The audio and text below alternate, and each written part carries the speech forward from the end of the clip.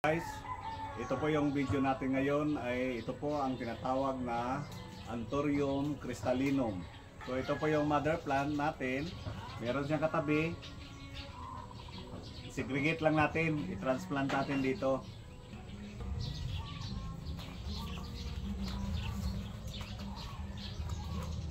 Again guys, ito po yung Anthurium crystallinum, known for its large velvety heart-shaped leaves with prominent white veins. So kung titingnan po natin, yung dahon niya parang heart din.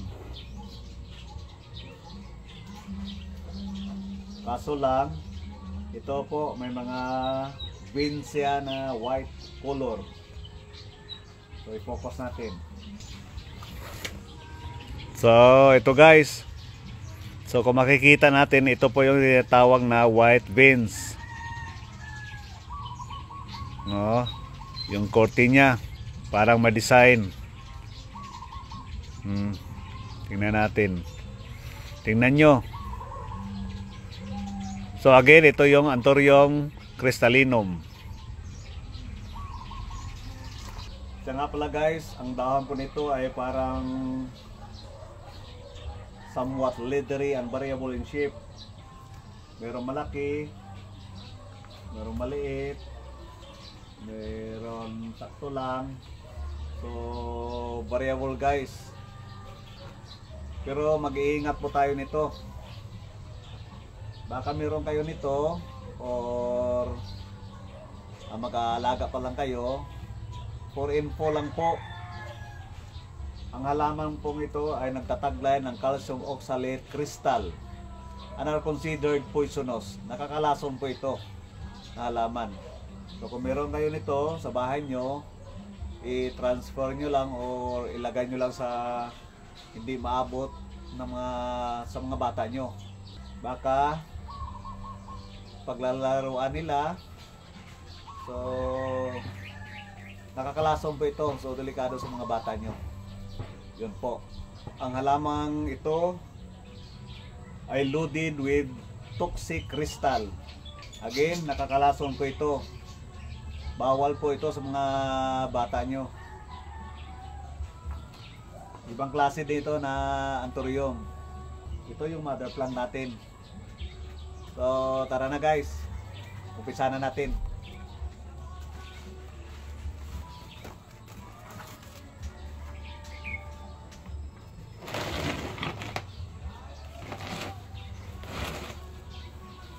Kaya po tayo palaging nag-gloves. Kasi kagaya nito, nakakalason, baka makalimutan natin, nakahawak pala tayo nito. Bumigla, kakain tayo, na hindi man lang ng hugas ng kamay. So malalason po tayo. So ingat po tayo. Always wear a gloves or garden gloves. Alam nyo yan, yung mga plantito, plantita. So sa hindi pa alam, ito po ang Anthurium crystallinum. Ito po ang halamang nakakalason. Maganda tingnan pero nakakalason. Lahat po ng parts nito is loaded with toxic crystal.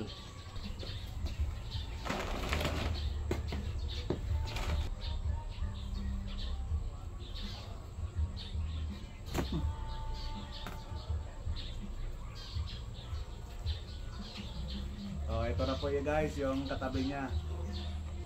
Delikado na halaman.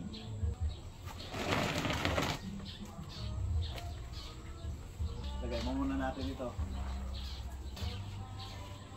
Again, tandaan po natin lahat ng parts nito ng halaman ito, dahon, yung bulaklak niya, yung ugat niya, lahat ito po ay nagtataglay ng toxic crystal or nakakalason.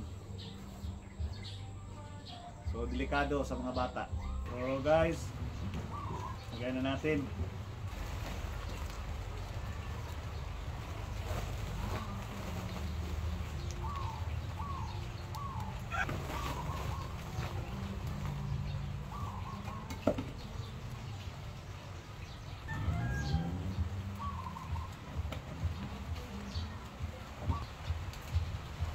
Hawakan natin to. Hindi natin masira yung mga dahon o walang problema kung mahawakan kasi nag-gloves tayo. Ito yung safe. Meron na palang bagong dahon lumalabas. So, ingatan natin na hindi maputol.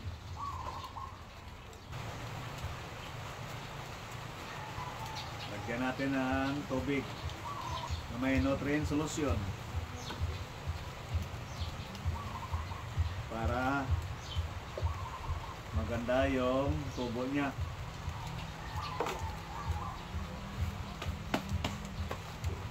So guys, tapos na yung pag-transplant natin, pag-cutting ng Anthurium crystallinum. So, salamat po. God bless everyone.